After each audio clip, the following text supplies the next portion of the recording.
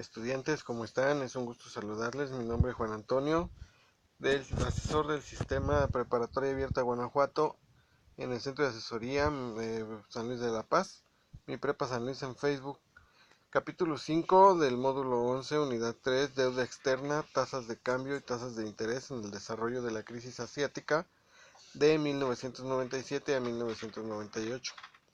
Con el aumento de los precios de petróleo derivado del embargo petrolero de octubre de 1973, los gobiernos pertenecientes a la Organización de Países Exportadores de Petróleo comenzaron a obtener ingresos crecientes denominados en dólares y llamados popularmente petrodólares. Incapaces de invertir esos excedentes financieros en sus propias economías, los reciclaron en la economía mundial a través del sistema financiero internacional para ponerlo al alcance de quien estuviera dispuesto a pagar las tarifas de interés solicitadas por los intermediarios financieros. Pues yo creo que eso fue en Asia, porque en México pues, los políticos se los transaron o se los hubieran transado. Más bien se los transaron. Denominación: la moneda en que se establece el precio o cupón de un valor. En ocasiones se llama denominación en una moneda. Esta palabra lo vamos a ver acá donde dice ingresos crecientes denominados en dólares. Denominados, por eso nos aparece en morado y por eso nos da la definición de lo que es denominación. En ese momento los gobiernos de los países en desarrollo latinoamericanos se encontraban administrando la última fase del crecimiento económico basado en la sustitución de importaciones y recurrieron a los nuevos excedentes de ahorro internacional provenientes de los petrodólares para financiarla. El cuadro anterior te muestra la progresión creciente de la deuda externa total de los gobiernos latinoamericanos contratada con agentes financieros internacionales privados. De 1974 a 1980, según la Comisión Económica para América Latina, la misma pasó de 36.600 a 257.300 millones de dólares, es decir, aumentó 600% en tan solo 8 años.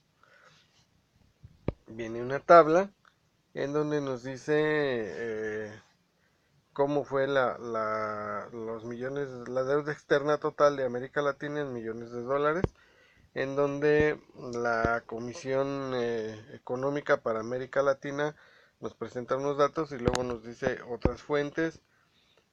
Otras fuentes puede ser Banco Mundial, Banco Interamericano de Desarrollo, bancos centrales y la OCDE.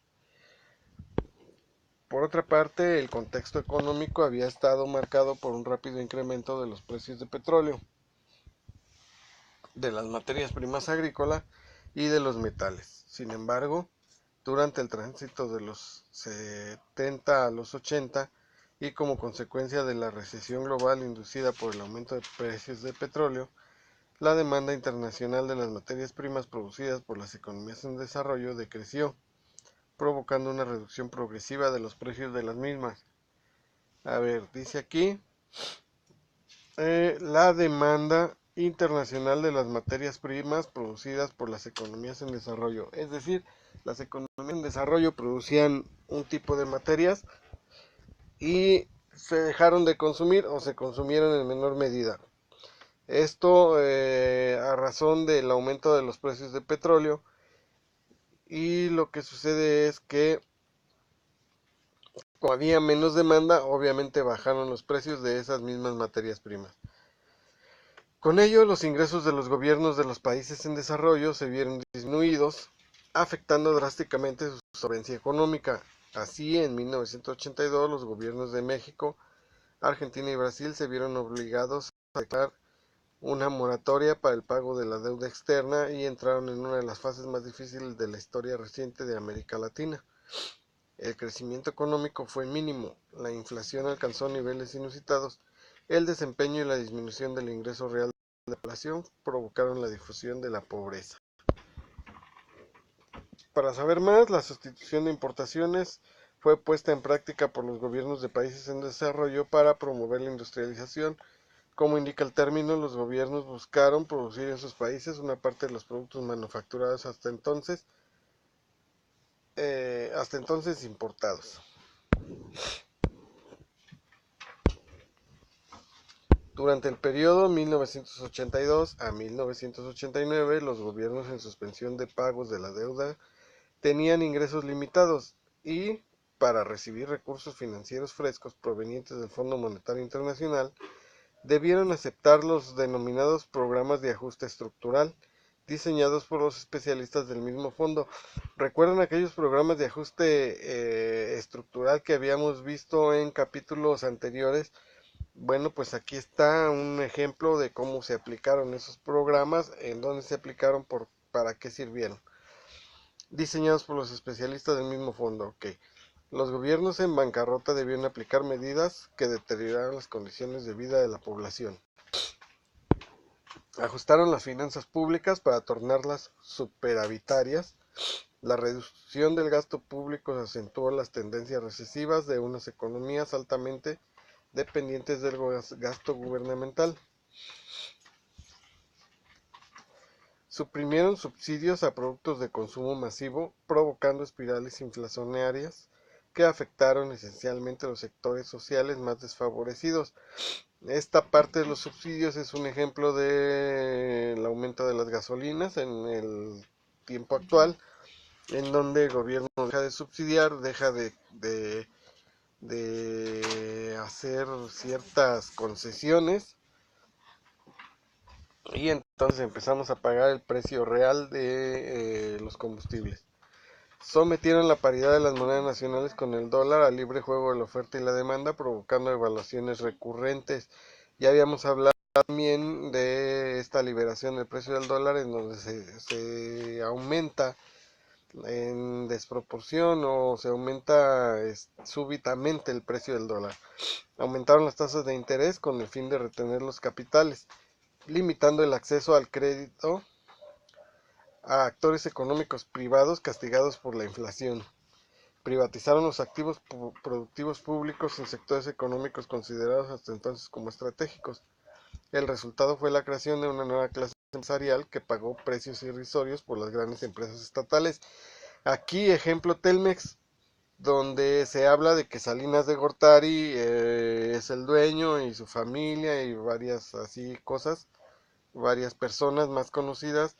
Se habla de que ahora son los dueños de Telmex y que prácticamente se las regalaron. Bueno, aquí nos está diciendo eso mismo, este punto. Emprendieron el desmantelamiento de las barreras comerciales que habían protegido la producción nacional, con el pretexto de que la competencia internacional beneficiaría a los consumidores al proporcionarles bienes y servicios más baratos. Habíamos hablado de el neoliberalismo comercial en el que México se enfrascó, y yo les decía por ahí de 1991-1990, es decir, décadas de los 90, y más o menos nos coincide con los 80 que nos está mencionando en este momento. ¿Qué dice aquí? Bueno, ya se quitaron esos etiquetas que decían precio máximo al público, sino que ahora se deja a libre mercado, y los precios se van a fijar de acuerdo a la demanda, de acuerdo al mercado al que van dirigidos. Por eso es posible que encontremos ahora productos más baratos en ciertas tiendas y en otras más caros, aún tratándose del mismo producto. Esto es parte de lo que sucede ahora con estas políticas comerciales. En resumen, los PAE exacerbaron. Los PAE son aquellos, como habíamos dicho, problemas de acuerdo estructural. Exacerbaron la crisis y la prolongaron durante todos los años 80. A cambio de la aceptación de los PAE, el Fondo Monetario Internacional concedía préstamos financieros masivos destinados a restablecer el equilibrio macroeconómico de los países en crisis. Como puedes apreciar en el cuadro anterior, esto supuso proseguir con el aumento de la deuda externa. Sin embargo, el endeudamiento de los gobiernos cambió de naturaleza. En el momento de la suspensión de pagos, los acreedores eran instituciones financieras internacionales privadas. En los rescates financieros apegados al PAE, el endeudamiento fue con el Fondo Monetario Internacional. En 1989, el gobierno estadounidense puso en marcha el Plan Brady. Me regreso un poquito al hablar de instituciones financieras internacionales privadas. Podemos decir que le pedíamos prestado a Santander mucho antes de que Santander llegara a México. Recuerdan que aquí en aquellas épocas se hablaba de Banco Serfín. Entonces, bueno, le podíamos pedir por recibir a Santander, España, y nos endeudábamos con un banco español. Después nos endeudamos ya con el Fondo Monetario Internacional, ya no con el Banco Español. Más adelante, esta parte de la apertura comercial de la que hablábamos hace un momento como ejemplo Telmex, bueno, ahora lo estaríamos viendo y considerando como otro ejemplo Santander. Blanca, si recuerdan, estatal, todos los bancos eran de gobierno y ahora terminan siendo privados. Esa es otra de las partes en donde podemos encontrar un ejemplo.